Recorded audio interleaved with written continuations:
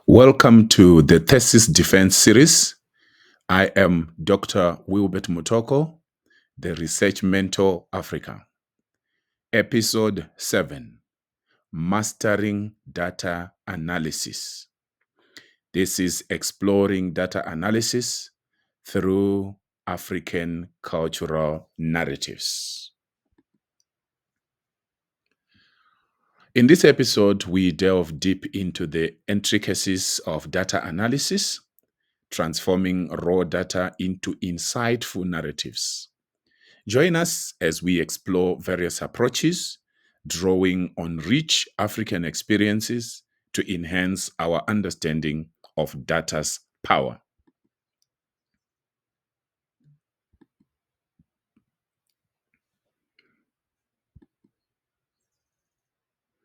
The marketplace method, understanding your data. You need to understand that raw data is chaotic. It resembles the chaos of a bustling marketplace filled with noise and confusion. As researchers, we must embrace this initial chaos without panic, understanding that within it lies valuable insights waiting to be covered. You need to focus on relevant information. In this whirlwind of information, your role is to sift through the noise. Focus on extracting what is relevant to your research question, just as a vendor hones in on the customers who want to buy. There are some key questions to consider before you dive into analysis. Identify the key questions that guide your research. Are you counting elements, identifying trends, or uncovering stories? Knowing this helps in selecting the right tools and methods. Qualitative analysis, the village storyteller approach.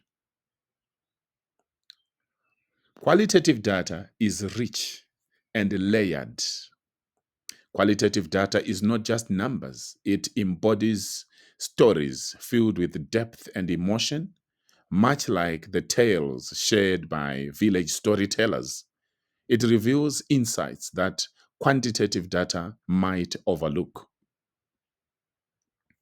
You need to transcribe your data, capture every detail. The first step in qualitative analysis is to transcribe recorded interviews or discussions. This involves paying close attention and writing down every word to capture the essence of the narrative accurately.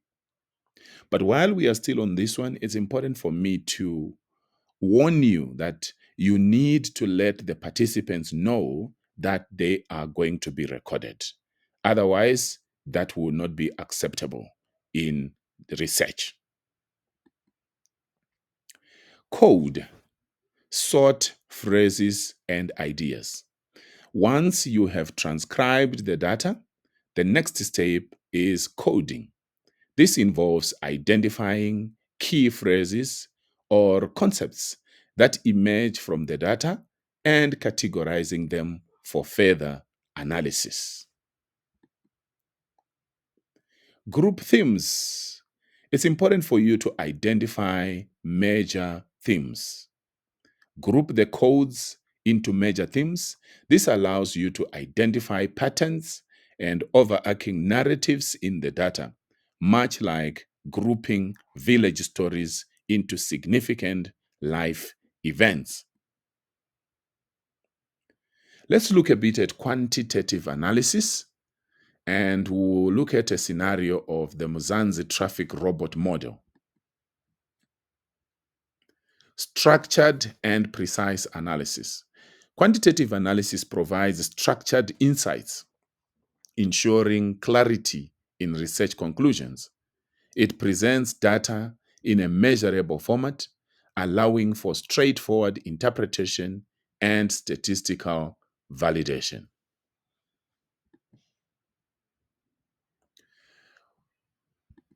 While we are still on structure, think of a situation where you get to the traffic lights. The traffic lights will have different colors. You have red, you have green, you have amber. That's structure. It makes it easy for people to know whether they should proceed, the drivers, should they proceed, should they stop. The people who are walking also can look at the robots and know whether it's time for them to pass or to let the cars pass. That's structure. And that's what we also need when it comes to quantitative analysis.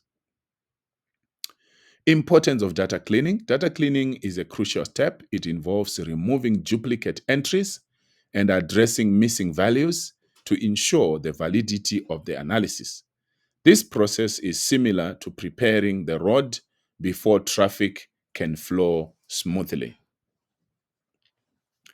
Justifying statistical choices. Statistical tests provide the foundation for drawing meaningful conclusions from quantitative data.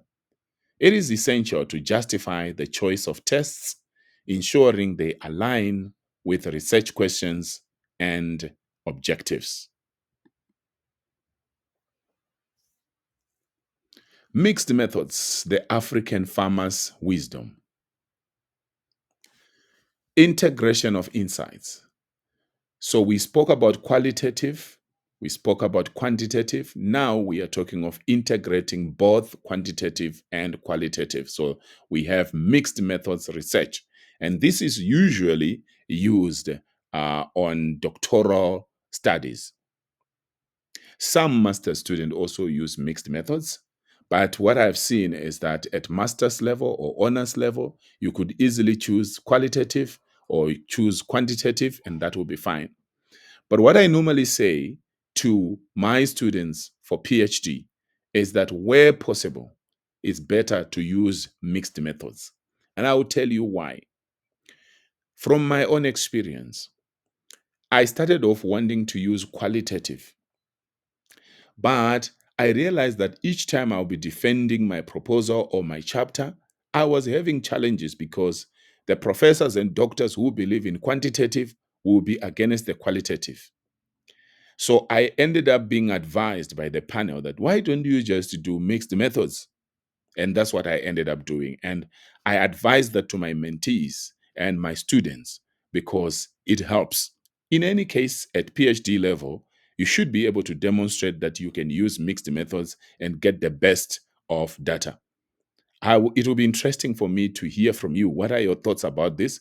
What has your professor told you? What has your doctor told you? What has your supervisor told you? What has been your experience using mixed methods? So mixed methods research integrates both quantitative, which is numbers, and qualitative data, which is stories, creating a richer understanding of the research topic. This approach ensures that the findings are not just statistical, but also reflect the lived experiences of individuals. Remember, both qualitative and quantitative data have their what? Their pros and cons. So when you combine, you are strengthening what you are doing. Confirming narratives, when quantitative results such as survey data align with qualitative insights from interviews, it strengthens the validity of the research. This confirmation adds robustness to the findings and illustrates real life implications. Uncovering deeper truths. Contradictions between numbers and stories can uncover deeper truths. For instance, a survey might indicate high adoption of a new farming technique, while interviews reveal it is only used during inspections. Such discrepancies prompt critical thinking and richer analysis. Final advice on mastering data analysis. Mastering data analysis goes beyond mere software skills. Emphasize critical thinking, clarity in communication, and the ability to interpret data meaningfully. Your aim should be to present your findings confidently and connect them back to your research objectives, ensuring that your data resonates with the audience and tells a compelling story. Thank you very much. That brings us to the end of episode 7, Mastering Data Analysis. I will see you in the next video. Please remember to follow, to like, share, and comment. I love you. Dr. Wilbert Mutoko, the Research Mentor Africa, signing out. Bye. I love you.